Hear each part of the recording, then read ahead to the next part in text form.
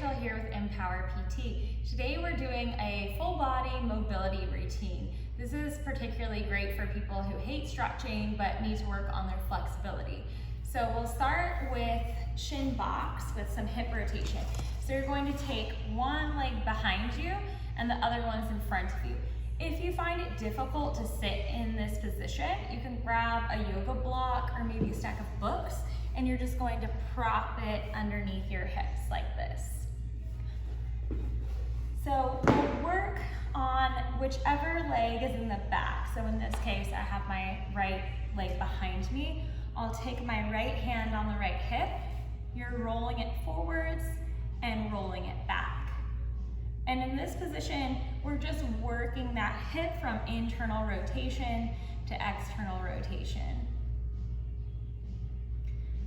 Deep breaths as you're moving that hip forwards and backwards.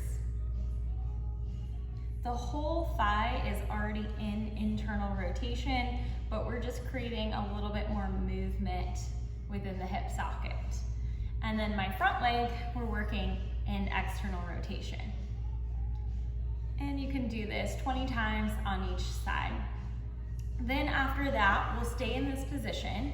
You're going to take your arms out into a T. Reach over to your right side, lifting the left arm up and overhead. Get that nice stretch. Think about keeping your hip anchored down onto the mat while your ribs pull away from the hips. You're creating that length and space on the side of the body. Then you'll come back to center, switching sides. Exhale as you come up. Inhale to lengthen to the other side. And you can do this 10 times on each side. The next one we'll do, hands and knees. Stack your shoulders over your wrist, knees underneath your hips. If you have any wrist issues, it will feel better for you to prop up on yoga blocks, and you can even take your fingers off, and that'll take some pressure off. If it's still too much, go to the forearms. So we're starting here. Extend your right arm straight out, your left leg back behind you, and then you'll return the hand and knee down. Switching sides. You want to keep your back completely straight, so make sure that you're not rounding or arching your back. Imagine you're balancing a teacup on your tailbone. So there's no movement or rocking side to side in the pelvis, but you're keeping the hips as even as possible. You can do that one 5 to 10 times each side.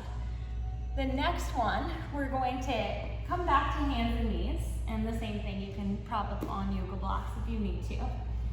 And this is working for the mobility in the hips. So you're going to take your left knee out to the side, bring it forwards as far as you can, and then start to create a circle and lower it down. And you're going to do this 10 times in one direction, and then reverse going the other way.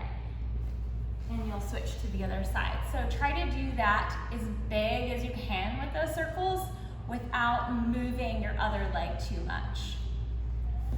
The next one, you'll prop your yoga blocks up to the tallest height. Step one foot forwards, the other leg stretches back. Align your knee right over your heel.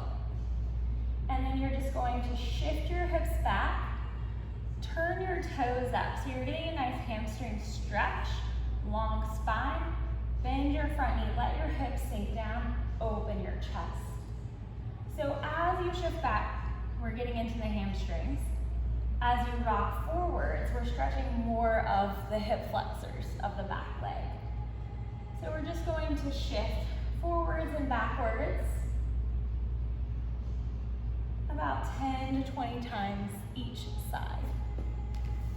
Now, next one, you're going to take one block to the flattest height. The other block is going behind your head. But first, shoulder blades go on that bottom block. So you want to be right in the middle of your shoulder blades. Make sure that your shoulders have some space, there's nothing underneath them. Take the block behind the head, supporting the head, and then you're just going to rest over the block, inhale, exhale to come up. So here we're getting a nice stretch across the chest and the shoulders, and we're also creating some mobility in your T-spine, your thoracic spine, working on extension and flexion. Keep your chin tucked, and you want to make sure that you're not letting your head shoot forwards or your chin come forward. So you're keeping that imaginary tangerine underneath your chin.